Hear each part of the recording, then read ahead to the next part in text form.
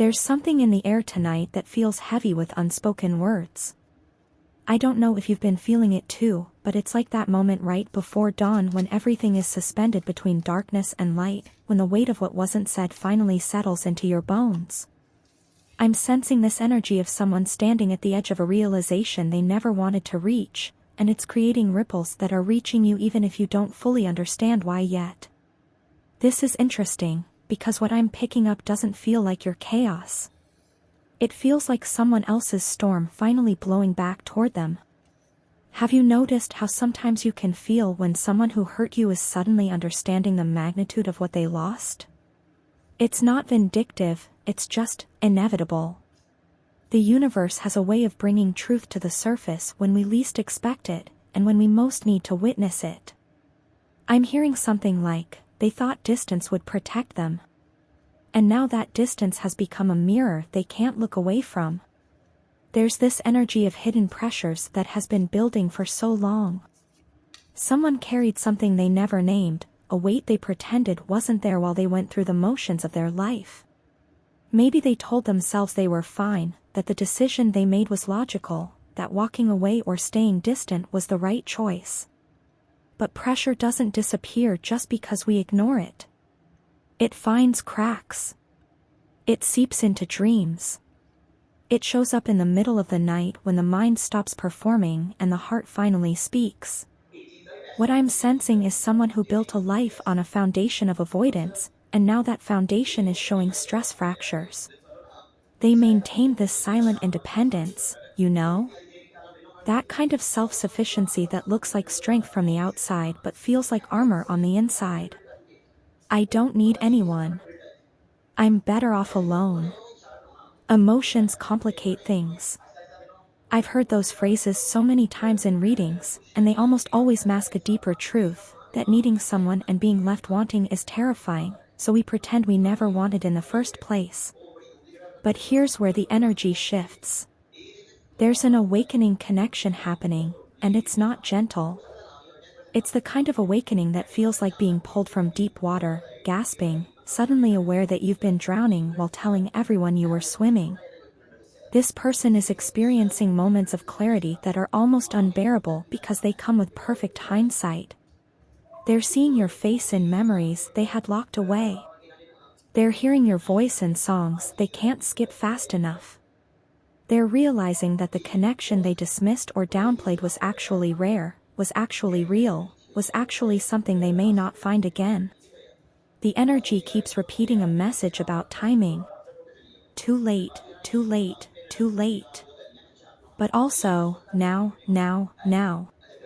It's confusing because part of them knows the window has closed while another part is desperately hoping that time is more flexible than it actually is. There's something else here that's deeply layered. I'm getting past life echoes, and I don't mean this in a way that requires you to believe in reincarnation if that's not your path. What I mean is that this dynamic feels ancient. Like you've known this soul before in some other form, and they knew you, and there's this recognition that transcends the current circumstances. That's why the loss cuts deeper than it should. That's why their guilt feels karmic, heavy, like they're answering for something that spans beyond this lifetime. Have you ever felt like someone was destined to disappoint you, or that you were destined to be the one who got away? That's this energy. It's circular. It's been playing out across time, and this lifetime was supposed to be different.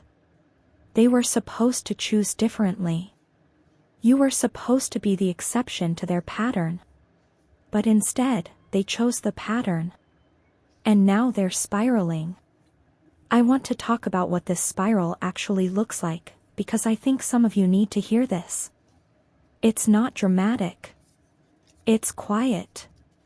It's them sitting in their car longer than necessary because going inside means being alone with their thoughts. It's them scrolling through old photos at 2 a.m., not even the ones with you, but ones from that time in their life, trying to remember who they were when they had your love and took it for granted. It's physical sensations too, tightness in the chest, a persistent unease that no amount of work or distraction resolves. Their body is keeping score even if their mind tried to opt out of the game. There's this heart versus mind conflict that's absolutely tearing them apart. The mind is trying to be practical, listing all the reasons why they made the right choice, why it wouldn't have worked, why you weren't compatible, why the timing was wrong. But the heart doesn't speak in logic. It speaks in absence. It speaks in the space where your laughter used to be. It speaks in the silence where your texts used to light up their phone. And the heart is winning, or rather, the heart is refusing to be silenced anymore, which means the mind is exhausting itself trying to maintain a narrative that no longer fits. Does this feel familiar to you? This sense that someone is finally understanding what you always knew? You're not imagining this energy. If you've been feeling suddenly heavy, or strangely emotional, or like someone is trying to reach you psychically, that's because they are. Not necessarily with words, but with intention. With regret. With the kind of longing that sends energetic signals across distance. I'm sensing that some of you have moved on in practical ways. You've done the work. You've built new routines, maybe even opened your heart to new possibilities. But there's this part of you, this intuitive part, that keeps checking over your shoulder. Not because you want them back, necessarily, but because you know something is unresolved. You can feel them thinking about you. It's like a whisper at the edge of your consciousness, and sometimes it makes you angry because you did the hard part of accepting their absence, and now they can't even do you the courtesy of staying absent in their energy. That's valid. That's so valid. You're allowed to feel frustrated that their realization comes after you needed it. You're allowed to feel whatever you feel about their guilt, whether that's satisfaction or sadness or complete indifference. There are no wrong reactions here. But let's go deeper into what they're actually experiencing, because I think it helps to understand the full picture. This isn't just about missing you. This is about them confronting who they became in your presence versus who they are without you. You were a mirror that reflected their best potential, and when they walked away from that reflection, they didn't just lose you, they lost access to that version of themselves. That's what they're mourning. That's what the guilt is really about. They're realizing that you brought out something in them that they don't know how to access on their own, and rather than learning to grow into that person permanently, they retreated back into smaller versions of themselves because it felt safer. The energy is showing me someone who is making mistakes now, in their current life, because they're operating from this place of internal chaos. Maybe they're overworking, or making impulsive decisions, or withdrawing from people who care about them. The guilt about you is becoming a lens through which they're judging their entire life, and it's creating a cascade of self-sabotage. They broke something beautiful, and now they're breaking other things almost unconsciously, as if to prove to themselves that they were right to be destructive, that this is just who they are. But it's not who they are. It's who they chose to be when they were afraid. And that fear, I'm hearing it was specific. Fear of being seen completely. Fear of being loved despite their flaws. Fear of having to show up consistently for something that mattered. You represented a level of intimacy that required vulnerability they hadn't developed yet, and rather than growing into that vulnerability, they ran from it. Now they're seeing that vulnerability isn't weakness. It's the only path to real connection, and they threw away the person who was offering them that path with open hands. There's this image coming through of them standing at a crossroads, but the roads are fading. The longer they stand still, paralyzed by guilt and indecision, the more the path back to you disappears. Not because you're closing it vindicatively, but because you're moving forward, as you should, and the distance is becoming real in a way it wasn't when you were both suspended in the aftermath. Every day they wait to reach out, every day they let shame keep them silent, the connection becomes more theoretical. And that, more than anything, is what they're panicking about. The possibility that they might have to live with this regret without even the hope of expressing it. I'm sensing some of you are wondering if they'll actually say something. If this guilt will translate into action. The energy is complicated. There's desire to communicate, but it's tangled up with ego and fear of rejection. They don't want to face that you might not want to hear it. They don't want to discover that you've healed beyond the point where their words matter. So they hover. They watch from distances. They might send subtle signals, likes on old posts, mentions in conversations with mutual friends, appearances in places they know you might be. Testing the waters without risking vulnerability. And you might feel that. You might sense being watched, being thought about, being circled like a territory someone lost the rights to but still considers home. It's uncomfortable, I know. It brings up questions you thought you'd answered. But remember, their process is not your responsibility. Their guilt, their spiral, their awakening, these belong to them. You don't have to witness it. You don't have to validate it. You don't have to make it easier for them by being accessible. This is your reminder, in this collective space, that you get to choose your boundaries. You get to decide if you want to hear what they have to say, or if you've already heard enough. You get to determine if their growth, however genuine it might be, changes anything for you. Sometimes the healthiest choice is to let someone carry their guilt alone. Sometimes the lesson they need is learning that consequences include permanent loss. But I also want to acknowledge that some of you are in a different place. Some of you might be open to conversation, to understanding, to possible reconciliation. And that's valid too. There's no hierarchy of healing where moving on is better than circling back. The question is only, what feels true to you now? Not what felt true 6 months ago, not what you think should feel true, but what actually resonates in your body when you imagine different scenarios. The energy keeps showing me water imagery. Tears unshed, emotions dammed up, a flood that's coming. For them, this flood is inevitable. They've held back so much for so long, and the awakening connection is breaking those barriers down. I see them crying in unexpected moments, not full breakdowns necessarily, but sudden surges of emotion that surprise them. A song in a coffee shop. A couple holding hands on the street. A reminder of an inside joke that no one else would understand.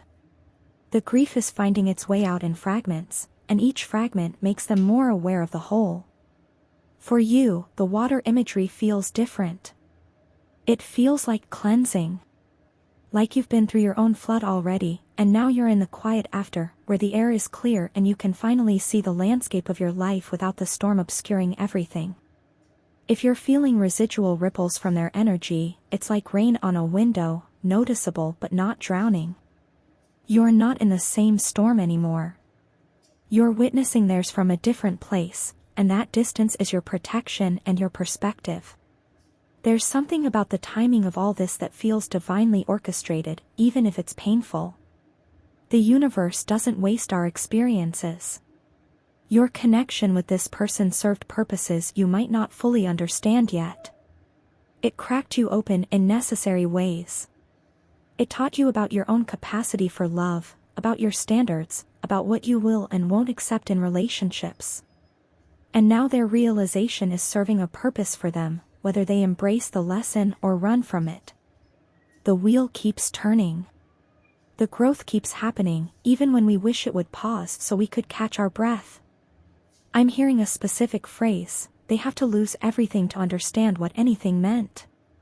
It's harsh, but for some people, that's the only way depth penetrates. They have to experience the absence of love to understand its presence. They have to feel the cold to remember warmth. You were the warmth they took for granted, and now they're shivering. But here's what I want you to hold on to through all of this. Their spiral, their guilt, their awakening, these are not your victories. Your victory is whatever peace you've found without them.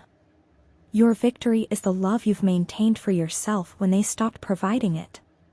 Your victory is the future you're building that doesn't depend on their participation or their remorse. If their guilt brings them back to apologize, that's information you can use to decide your next step. But it doesn't change the fundamental truth that you were always worthy of that apology, of that awareness, of that love. Their delay in offering it doesn't diminish your value. Their timing doesn't rewrite your history. You were enough then, and you're enough now, regardless of what they finally see. The energy is shifting toward closure, but not the neat kind with bows and clear resolutions. Real closure is often just acceptance. It's looking at the complexity of a situation and no longer needing it to be different. It's recognizing that their guilt is theirs to process, your healing is yours to continue, and the intersection of those two journeys might be brief or non-existent. You don't have to meet them in their spiral. You can bear witness from your stable ground, or you can turn away entirely. Both choices are sacred. I'm sensing that some of you needed to hear that it's okay to feel nothing when you imagine their regret. That numbness is also a form of healing, a protective layer that says you've processed enough for now. And some of you needed to hear that it's okay to still care, to still hope, to still wonder. Caring doesn't make you weak. It makes you human. The key is caring without abandoning yourself, hoping without sacrificing your present for a past that might not be resurrectable. As we move toward closing this reading, I want to offer something grounding. The heart versus mind conflict I mentioned earlier, the one that's consuming them, you've likely already resolved that for yourself in relation to this person. You loved them with both your heart and your mind, and when that love wasn't met with equal integrity, you made choices that honored your wholeness. They are still fractured, trying to decide which part of themselves to trust, which voice to follow. You are whole, even in your pain, even in your lingering questions. That wholeness is what they lost.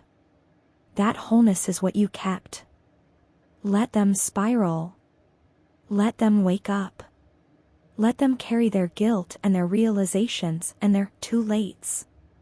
You are not the repository for their regret any more than you were the source of their happiness. You are your own center. You always were. And as they come to understand what they lost, you can continue to understand what you found, yourself, intact, worthy, and moving forward into a future that honors everything you survived to get here. The energy softens now, like light spreading across water. Whatever storm they've stirred up in your field, you have the tools to settle it. Breathe. Remember who you are outside of their perception. Remember that love that leaves was never meant to stay, and love that returns must prove it's learned to be different. You don't have to decide anything tonight. You don't have to resolve anything in this moment. Just allow yourself to be where you are, feel what you feel, and trust that the unfolding, as mysterious and sometimes painful as it is leading you exactly where you need to go. You are so deeply loved by forces you cannot see, supported in ways you cannot always feel, and guided toward a wholeness that no one's absence can diminish. Rest in that tonight.